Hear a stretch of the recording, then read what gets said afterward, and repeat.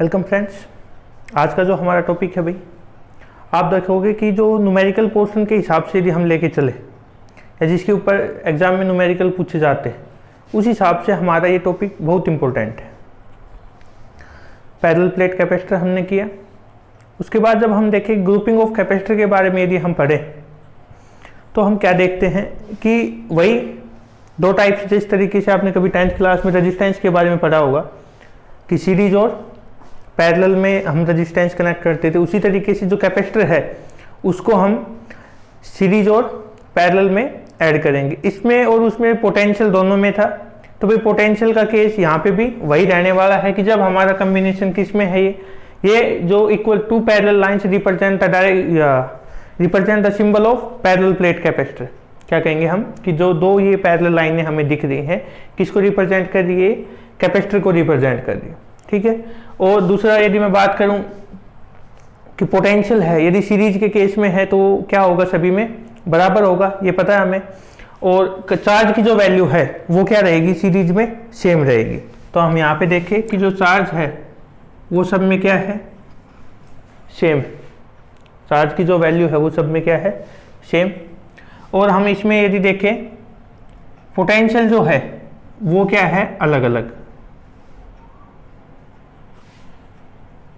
C1, C2 और C3। तो लिखते हैं, इसके बारे में शुरू करते हैं लिखना, रिजल्ट फाइंड आउट करते हैं, देखते हैं किस तरीके से डिफरेंट है। A group of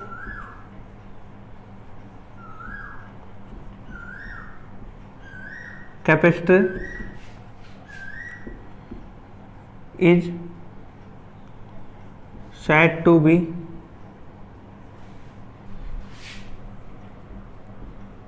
connected if there is only one path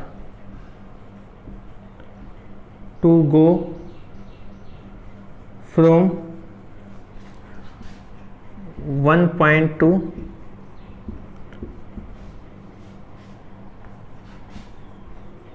another point।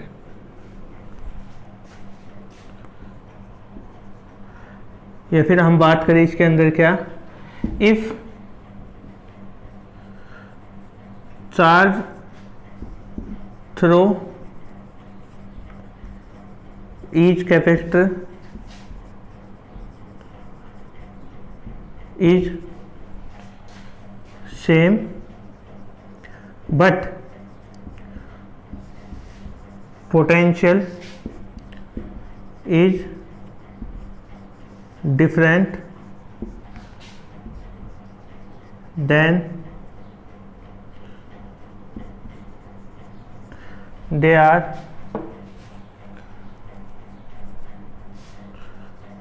said to be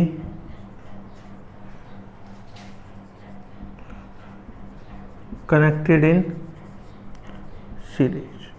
तब हम क्या कहेंगे भाई, वो किस में कनेक्टेड है, सीरीज में। ठीक है। इसके अलावा यदि हम देखें भाई, अब इस रिजल्ट पे आते हैं, let us consider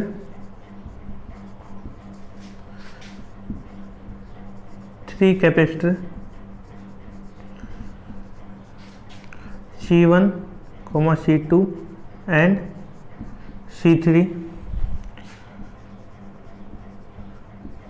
connected in series, then such that Q is charge through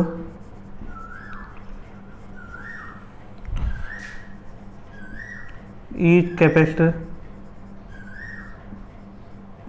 and V1, V2 and V3 are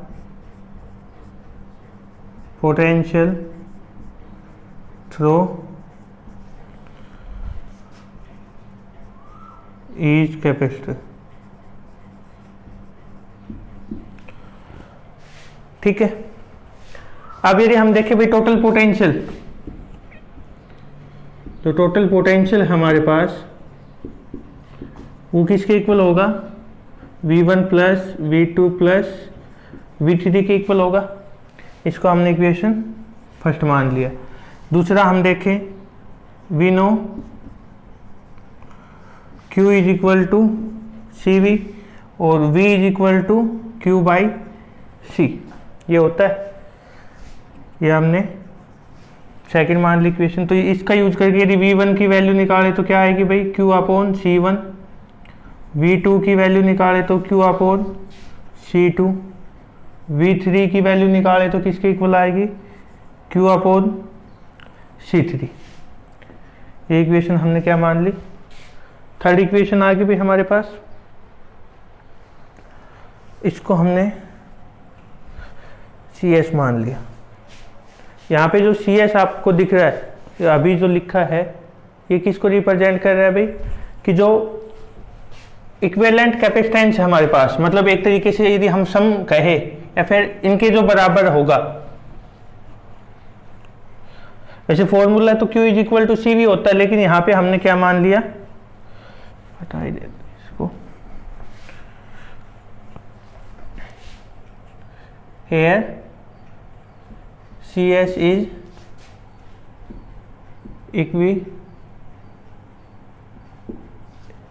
equivalent capacitor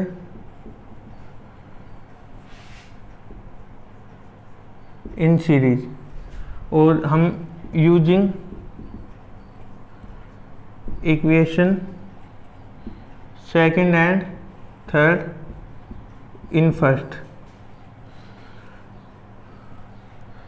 Q upon CS is equal to Q upon C1 plus Q upon C2 plus Q upon C3। Q common सब में से 1 by C1 plus 1 by C2 1 by C3, ये दोनों जो हमारे पास value आई,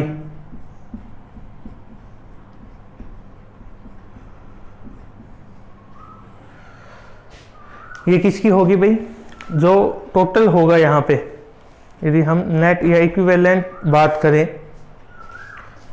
या फिर आपको पता है रेजिस्टेंस आपने देखा है ऐड होते हुए, तो ये हमारे पास किसकी वैल्यू है भाई, कि यदि हमारे पास कैपेसिटर दे रखे हो तो हम किस तरीके से उनको ऐड करेंगे, वो हमें इस रिजल्ट से पता लगता है कि भाई एक तो या तो डायरेक्ट ऐड हो या फिर हम उसको इन्वर्स करके या किस तरीके से हम उसको ऐड करेंगे, वो वैल्यू हमें यहाँ से पता चलती है। ठीक है, तो ये था हमारा आज का लेक्चर भी, जिसमें हमने grouping of capacitor in series में पढ़ा है। नेक्स्ट लेक्चर में हम grouping of capacitor in parallel के बारे में स्टडी करेंगे। इंपॉर्टेंट जो चीज़ मैंने आपको बताई, यहाँ पे हमें क्या देखना है कि भाई यदि सीरीज में है तो पोटेंशियल है वो सबके लिए, जितने भी कैपेसिटर होंगे सबके पास अलग अलग आएगा, चार्ज जो है वो सबके पास सेम होगा। ठीक है, और यदि हम ओवरऑल देखें तो ये आएगा। रेजिस्टेंस और ये रिलेट करते हैं लेकिन एक जैसे नहीं है, तो इनमें कंफ्यूजन में मत आना। ठीक है, तो ये था हमारा आज का लेक्चर। Thank you.